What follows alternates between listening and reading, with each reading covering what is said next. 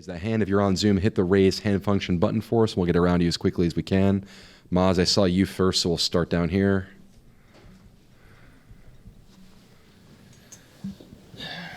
Hey, Brian, just the difficulty of trying to regain the footing after, down 2-0. Can you just talk about that? Well, I think we came out in the second half pretty good. Yeah, first 20 minutes. But couldn't score.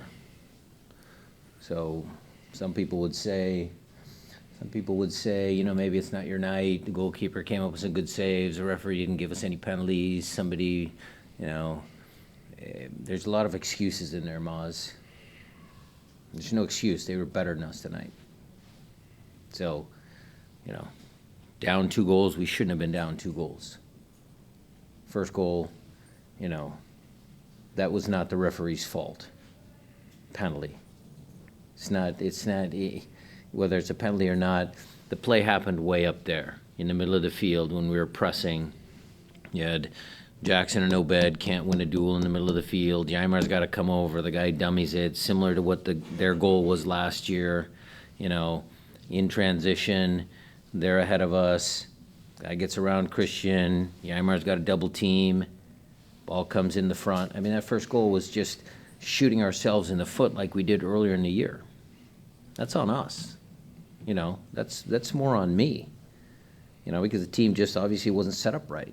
We're trying to get fresh legs out there, but, didn't work. So, first goal, second goal, Bogusz hits a wonder strike, but I know Steph Fry wants that back. He didn't need to come there. Jackson's cleanly got the ball. Steph Fry doesn't make many mistakes, okay?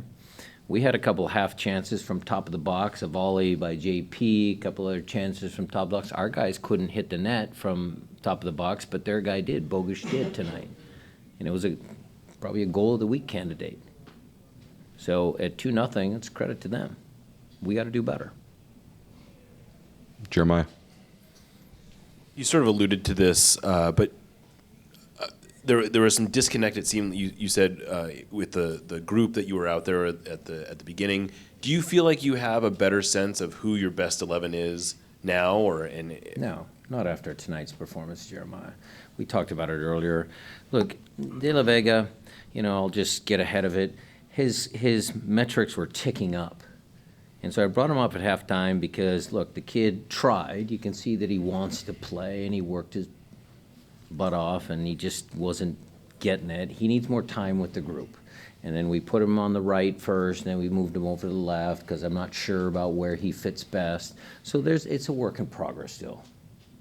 So until we can, get him incorporated more within the group, we were trying to find some rotation in there. Paul and Chu started, the game in midweek, and Reed and Peppo with fresh legs were starting this game. But there again, it just didn't work the way we planned it.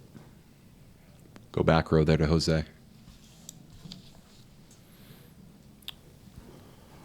Brian, how difficult is it to have to bring De La Vega out as you try to gain some momentum?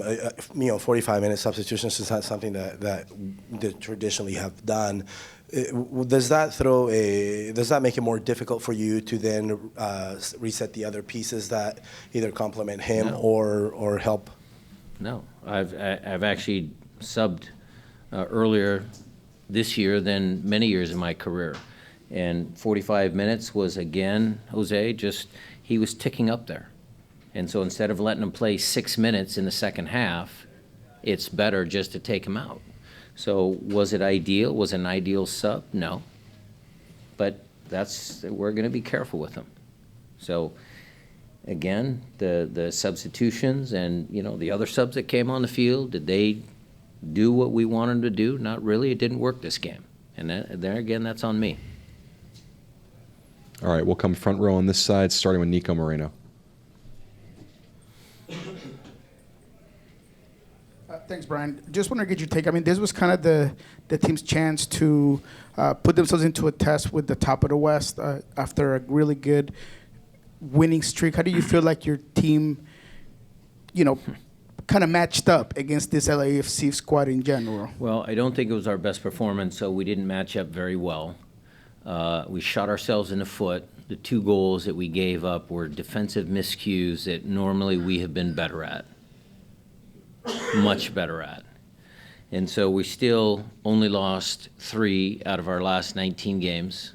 That stat is still a fact, okay? And I was talking to their staff, before the game, and they got beat at home by Columbus pretty good, 5-1. And they said that was kind of a good reset for them. And so what I told our guys, what I told the coaching staff, what I'm going to reflect on is this is a good reset, because you're absolutely right. We're not there yet, and we need to do more. I need to do more. The coaching staff needs to do more. The players need to do more. Because if we do want to compete with the best, that performance wasn't going to cut it. All right, we can just hand the mic over to Nico Antune there. Small question for this one, Coach. Could I get your take on JP's performance and Reed Baker Whiting's? Look, taking JP off, I didn't necessarily want to do that, but I just needed to change the way the game was flowing, the game state.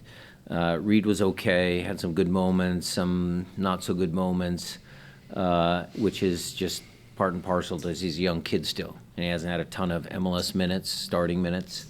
So they were both okay, but JP's was just trying to change the way the game was flowing.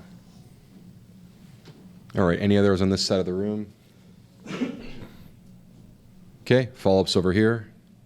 Yep, we'll come back down front row to Jeremiah and then Maz.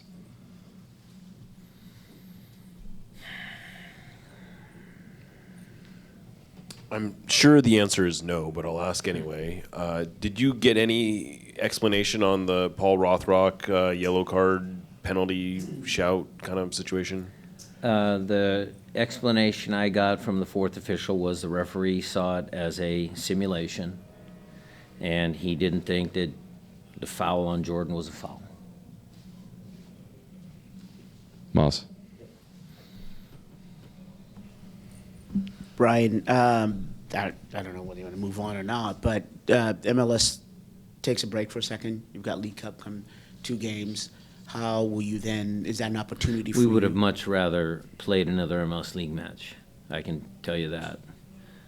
Again, because that performance wasn't indicative of the previous 18 games. So we would like to play another one, but does it come at the right time, Maz? Yes. We can really reflect on this. What will happen is we have a Friday night game and then a Sunday night game. And what that does is it gives us, we'll give them tomorrow off, and then we'll have Monday, Tuesday, Wednesday, Thursday to get some training in, see what we can do to, find our best 11. And then we'll have a couple of games at least guaranteed where we can kind of shape and shift and figure out what lineups are going to work for us. And hopefully we get out of our group and we have a couple more opportunities to do the same. And then when we return to the league season, we'll be ready, or hopefully we'll be ready. You bring up your best 11 by then? Well, again, Maz, we'll see. Lots of things can happen, but I'd love to have a settled lineup. Maybe not necessarily the first day we get back into the league season, but certainly with 5 games to go, because you got to remember there's a lot of midweeks in the last half of our season as well. We'll go right here. Yep. How important will it be, you touched on it at training, how important will it be to find that starting 11 sooner than later? Again, it doesn't have to be right when we get back, but certainly the way the team is going, it'll be helpful. But what I don't want to do, what I don't want to have happen, is that players feel neglected or feel they don't have a shot. Because, again, with this group, this particular year, we've been a little bit quicker in our subs because, you know, the roster's okay. We can have some guys that have off nights, and then the next guy's going to come in and he's going to step up. So that's the objective, is to make sure that we can utilize, you know, 15, 16 guys on the roster to make sure we give ourselves the best chance of winning games. All right, Jeremiah, back down to you.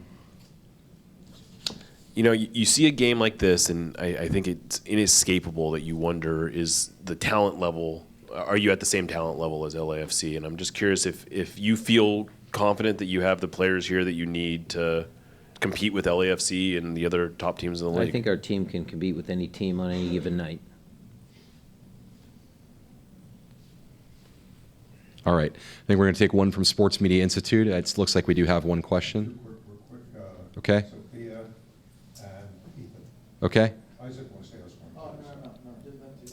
Sophia, over to you. What do you think was the biggest thing that the team could have done better tonight? Thank you for that, because none of these other people asked me, but we lost the duels battle, and that is one of my favorite stats. And the ref let a few things go early in the game. He was letting the game flow, and they won more duels than us. So thank you for that. All right, and we'll take the other Sports Media Institute question here. At the press conference after St. Louis, you requested fans show up. How did you feel about the turnout and the atmosphere that created this game? Turnout and atmosphere was great. Look, there was another big game across the street. You know, we wish the Mariners well. I don't know who won tonight, but they got a good team. We've got a good team. The fans were into it tonight in the beginning of the game, even at 2-0. You know, some of the negativity can come out. Even after the third goal, fans, I can still hear them cheering in the Brougham end. Our fans are great, so I appreciate them. Thank you. All right, Nico, we'll let you get the last word in here.